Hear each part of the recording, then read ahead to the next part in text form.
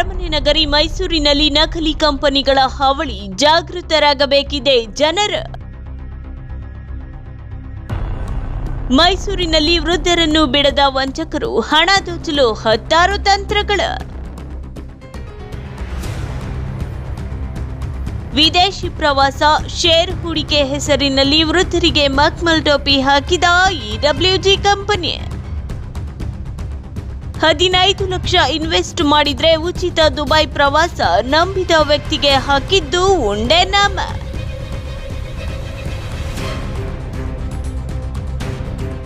ಸ್ನೇಹಿತ ಶಶಿಧರ್ ಮಾತು ನಂಬಿ ಇಡಬ್ಲ್ಯೂಜಿ ಕಂಪನಿಗೆ 15 ಲಕ್ಷ ಹಣ ವರ್ಗಾಯಿಸಿ ಹಣ ಕಳೆದುಕೊಂಡ ಸುಂದರನ್. ಇಡಬ್ಲ್ಯೂಜಿ ಕಂಪನಿಯಿಂದ ಮೋಸ ಹೋದ ವೃದ್ಧ ಸುಂದರನ್ರಿಂದ ಪೊಲೀಸ್ ದೂರು. ಸಾಂಸ್ಕೃತಿಕ ನಗರಿ ಮೈಸೂರಿನಲ್ಲಿ ಷೇರು ಮಾರುಕಟ್ಟೆ, ಫಾರಿನ್ ಪ್ರವಾಸ, ಚೀಟಿ ಎಂದು ಹಣ ಕಟ್ಟಿಸಿಕೊಂಡು ಎಲ್ಲ ಹಣ ಸಿಕ್ಕ ಮೇಲೆ ರಾತ್ರೋರಾತ್ರಿ ನಗರದಿಂದಲೇ ಕಾಲ್ಕೀಳುತ್ತಿರುವ ಘಟನೆಗಳು ಪ್ರತಿನಿತ್ಯ ಹೆಚ್ಚಾಗ್ತಲೇ ಇವೆ. ಎಲ್ಲಿಯವರೆಗೆ ಮೋಸ ಹೋಗ್ತಿರ್ತಾರೋ ಅಲ್ಲಿವರೆಗೂ ಮೋಸ ಮಾಡ್ತಾನೆ ಇರ್ತಾರೆ. ಈ ಹಿಂದೆಯೂ 10 ವಂಚನೆ ಪ್ರಕರಣಗಳ ಸುದ್ದಿ ಬಿತ್ತರಿಸಿದ್ರು. ಜನ ಮತ್ತೆ ಮೋಸ ಹೋಗ್ತಿರೋದು ನಿಜಕ್ಕಿಯೂ ವಿಪರ್ಯಾಸವೇ ಸರಿ. ಮೈಸೂರಿನ ಹೂಟಗಳಿಯ ವೃದ್ಧ ವ್ಯಕ್ತಿಯೋರ್ವರಿಗೆ ಇಡಬ್ಲ್ಯೂಜಿ ಎಂಬ ಹೆಸರಿನ ಕಂಪನಿಯೊಂದು ಬರೋಬ್ಬರಿ 15 ಲಕ್ಷ ಪಡೆದು ವಂಚಿಸಿರುವ ಘಟನೆ ಬೆಳಕಿಗೆ ಬಂದಿದೆ. ಷೇರು ಮಾರುಕಟ್ಟೆಯಲ್ಲಿ ಒಳ್ಳೆ ರಿಟರ್ನ್ಸ್ ಇದೆ. 15 ಲಕ್ಷ ಇನ್ವೆಸ್ಟ್ ಮಾಡಿದ್ರೆ ಉಚಿತ ದುಬೈ ಪ್ರವಾಸ ಎಂದು ಆಸೆ ತೋರಿಸಿ ಇನ್ವೆಸ್ಟ್ ಮಾಡಿದ್ದ 15 ಲಕ್ಷ ಹಣಕ್ಕೆ ಮಕ್ಮಲ್ ಟೋಪಿ ಹಾಕಿದ್ದಾರೆ ಐನಾತಿ ವಂಚಕರು. ಇತ್ತ ಸ್ನೇಹಿತರ ಮಾತು ನಂಬಿ ಖಾತೆಯಲ್ಲಿದ್ದ ಹಣ ಕಳೆದುಕೊಂಡು ಪೊಲೀಸ್ ಠಾಣೆಯಲ್ಲಿ ದೂರು ದಾಖಲಿಸಿ ಮೋಸ ಹೋದ ಹಣ ರಿಕವರಿ ಆಗುತ್ತೋ ಇಲ್ವೋ ಎಂಬ ಗೊಂದಲದಲ್ಲಿದ್ದಾರೆ ಸುಂದರನ್. ಇಳಿ ವಯಸ್ಸಿನಲ್ಲಿ ನೆಮ್ಮದಿಯಿಂದಿರಬೇಕಿದ್ದ ವೃದ್ಧರಿಗೆ ಇಲ್ಲದ ಆಸೆ ತೋರಿಸಿ ಅವರ ಬಳಿ ಇದ್ದ 15 ಲಕ್ಷ ಹಣಕ್ಕೆ ಎಳ್ಳು ನೀರು ಬಿಟ್ಟ ತನ್ನ ಸ್ನೇಹಿತ ಶಶಿಧರನ್ ನೆನೆದು ಇಡೀ ಶಾಪ ಹಾಕ್ತಿದ್ದಾರೆ ಸುಂದರನ್. ಅಸಲಿಗೆ ಇಡಬ್ಲ್ಯೂಜಿ ಕಂಪನಿ ಒಂದು ರೀತಿಯ ಚೈನ್ ಸಿಸ್ಟಮ್ ರೀತಿ ಕೆಲಸ ಮಾಡ್ತಿದ್ದು ಒಬ್ಬರು ಅವರ ಪರಿಚಯಸ್ಥರ. ಹಣವುಳ್ಳವರಿಂದ ಇನ್ವೆಸ್ಟ್ ಮಾಡಿಸಿದ್ರೆ ಇಂತಿಷ್ಟು ಅಂತ ಕಮಿಷನ್ ಸಿಗುತ್ತೆ. ಈ ಕಮಿಷನ್ ಆಸೆಗೆ ನಾನು ಬಲಿಯಾದೆ. ಇದೀಗ ಪೊಲೀಸ್ ದೂರು ನೀಡಿ ನನ್ನ ಹಣ ನನಗೆ ಸಿಕ್ಕರೆ ಸಾಕಷ್ಟೇ ಎನ್ನುತ್ತಾರೆ ಸುಂದರನ್. 5/24 ಅಂದು ನಮ್ಮ FDಯಿಂದ ಪುನಃ 14 ಲಕ್ಷ ತೆಗೆದುಕೊಂಡು ಅವರಿಗೆ ಬ್ಯಾಂಕ್ ಮುಖಾಂತರ RTGS ಮಾಡಿದ್ದೀನಿ. ಆದರೆ ಅದಾದ ನಂತರ ನನಗೆ ಯಾವ ಪೇಮೆಂಟು ಬಂದಿಲ್ಲ. ಅವರು ಕಂಪ್ನಿ ಕ್ಲೋಸ್ ಮಾಡಿಬಿಟ್ಟು ನಮಗೆ ದುಡ್ಡು ಕೊಡಲಿಲ್ಲ, ದುಬೈ ಟ್ರಿಪ್ಪಿಗೂ ಕರ್ಕೊಂಡು ಹೋಗಿರಲಿಲ್ಲ. ಆಮೇಲೆ ನಾನು ಪೊಲೀಸ್ ಸ್ಟೇಷನಲ್ಲಿ ಕಂಪ್ಲೇಂಟ್ ಕೊಟ್ಟಿದ್ದೆ.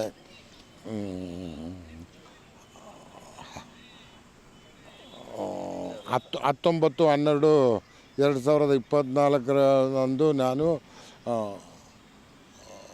DGP ಗೆ ಕಂಪ್ಲೇಂಟ್ ಕೊಟ್ಟಿದ್ದೆ. DGP ಅವರು ಅದನ್ನು ಸೈಬರ್ ಸೆಲ್ಲಿಗೆ ಕಳಿಸಿದ್ರು. ಆವತ್ತರಿಂದ ನಾನು ಸೈಬರ್ ಆಫೀಸಲ್ಲಿ ತಿರುಗ್ತಾನೇ ಇದೆ. ಅವರಿಗೂ ಈ ಪಾರ್ಟಿಗೂ ಏನೋ ಒಬ್ಬರು ತವೇನೋ ಅವರು ಮಾತಾಡೋದು ಅನಂತರ ನನಗೆ 6/2/25 1 ಲಕ್ಷ ರೂಪಾಯಿ ಕಳಿಸ್ಕೊಟ್ರು. ಮತ್ತು ಎವರಿ ವೀಕು 1 ಲಕ್ಷ ರೂಪಾಯಿ ಕೊಡ್ತಾ ಇರ್ತೀನಿ. ನಮ್ಮ ದುಡ್ಡು ಮುಗಿಯೋವರೆಗೂ ಅದ್ರದ್ದು ಇಂಟ್ರೆಸ್ಟು ಮುಗಿಯೋವರೆಗೂ ಕೊಡ್ತೀನಿ ಅಂತ ಅಂದರು ಅವರು. ಆದರೆ 6/2/25 ಅನಂತರ ನಮಗೆ ಇವತ್ತಿನವರೆಗೂ 1 ರೂಪಾಯಿನೂ ಸಿಕ್ಕಲಿಲ್ಲ. ಇವತ್ತು ನಾನು ಅಲ್ಲಿ ಆಫೀಸಿಗೆ ಕೇಳಿದಾಗ ಅಲ್ಲೊಬ್ಬರು ಹೇಳಿದ್ರು, ನಮ್ಮಲ್ಲಿ ಇದೆಲ್ಲ ನಡೆಯಲ್ಲ, ಇದೇ ಥರ ಸುಮಾರು ಕೇಸುಗಳು ನಮ್ಮ ಹತ್ರ ಬಂದಿದೆ, ಇಲ್ಲ ನೀವು ಕೋರ್ಟಿಗೆ ಹೋಗ್ಬೇಕು. ನಾನಂದೆ, ನಾನು ಸತ್ರೂ ಸರಿ ಇದು ಕೋರ್ಟಲ್ಲಿ ಕೇಸು ಬಗೆಹರಿಯೋದಿಲ್ಲ, ನನಗೆ ದುಡ್ಡು ಸಿಕ್ಕೋದು ಇಲ್ಲ, ಕೋರ್ಟಲ್ಲಿ ತಿರುಗಾಡೋಕ್ಕೆ ನನ್ನ ಹೆಲ್ತು ನನಗೆ ಅಲೋವ್ ಮಾಡ್ತಾ ಇಲ್ಲ ಅಂದೆ. ಆವಾಗ ಅವರು ಹೇಳಿದ್ರು, ನೀವು ನಾಡ ಕಚೇರಿಗೆ ಹೋಗಿ ಅಂದ. ಅದ್ರ ಪ್ರಕಾರ ನಾಡ ಕಚೇರಿಗೆ ಬಂದಿದ್ದೀನಿ. ಕೂತ್ಕೊಳ್ಳಿ ಅಂತ ಹೇಳಿದರೆ ಕೂತ್ಕೊಂಡಿದ್ದೀನಿ. ಇಲ್ಲೂ ನಾನು ವಿಚಾರಿಸುವ ಮಟ್ಟಕ್ಕೆ ಇಲ್ಲೂ ಇದೇನು ಆಗುವ ಮಟ್ಟಕ್ಕೆ ಕಾಣ್ತಾ ಇಲ್ಲ. ಇದು ಬಂದು ಸಣ್ಣ ವಿಷಯ ಅಲ್ಲ. ಕಮ್ಮಿ ಅಂದರೂ ಒಂದು 10,000ಕ್ಕೊಂದು ಹೆಚ್ಚು ಜನಗಳ ಹತ್ರ ಇದೇ ಥರ ದುಡ್ಡು ತಗೊಂಡಿದ್ದಾರೆ. ಒಂದು ಕಮ್ಮಿ ಅಂದರೂ 1,000 ಕೋಟಿಗಿಂತ ಹೆಚ್ಚು ದುಡ್ಡು ಇದರಲ್ಲಿ ಟ್ರಾನ್ಸಾಕ್ಷನ್ ಆಗಿದೆ. ಇದೇ ಥರ ಈಗ ಆ ಕಂಪನಿ ಅವರೇ ಕ್ಲೋಸ್ ಮಾಡಿಬಿಟ್ಟು ಅವರೇನೆ ಇನ್ನೊಂದು ಕಂಪನಿ ಓಪನ್ ಮಾಡಿಕೊಂಡು ಅದರಲ್ಲೇ ಇದೇ ಥರ ಮಾಡ್ತಾನೆ ಅವರೇ. ಕಂಪನಿ ಹೆಸರು ನೋಡಿದ್ರೆ ಗೊತ್ತಾಗುತ್ತೆ, ಮೊಬೈಲಲ್ಲಿದೆ, ತೋರಿಸ್ತೀನಿ. ಆ ಹೊಸ ಕಂಪನಿ ಸ್ಟಾರ್ಟ್ ಮಾಡಿಕೊಂಡು ಒಂದೊಂದು ಟ್ರಿಪ್ಪುಗಳು, ಗೋವಾ ಟ್ರಿಪ್ಪು, ಅಲ್ಲಿ ಟ್ರಿಪ್ಪು, ಇಲ್ಲಿ ಟ್ರಿಪ್ಪು ಅಂತ ಜನಗಳಿಗೆ ಹೇಳಿ ಕರ್ಕೊಂಡು ಹೋಗ್ತಾ ಇದ್ದಾರೆ. ನನ್ನ ಮನಸ್ಸಿಗೆ ಇದು ಒಂದಷ್ಟು ದುಡ್ಡು ಕಲೆಕ್ಟ್ ಮಾಡಿಬಿಟ್ಟು ಅದನ್ನು ಕ್ಲೋಸ್ ಮಾಡುತ್ತದೆ ಅಂತ ಕಾಣುತ್ತೆ. ಇಲ್ಲಿದ್ದ ಆಫೀಸು ಆಗಲೇ ದುಡ್ಡು ಸಿಕ್ಕಬೇಕಾಗಿರೋರು ಹೋಗಿ ಜ್ಞಾನ ಹಾಕೋಕ್ಕೆ ಪ್ರಯತ್ನ ಪಟ್ಟಾಗ ಆವತ್ತಿಂದ ಆ ಆಫೀಸು ಕ್ಲೋಸ್ ಮಾಡಿದ್ದಾರೆ. ಅವ್ರದ್ದು ಆಫೀಸ್ ಬಂದು ಮೈಸೂರು ಜಗನ್ಮೋಹನ್ ಪ್ಯಾಲೇಸು ಪಕ್ಕದಲ್ಲಿ 3ನೇ ಹಂತದಲ್ಲಿ ಇದೆ.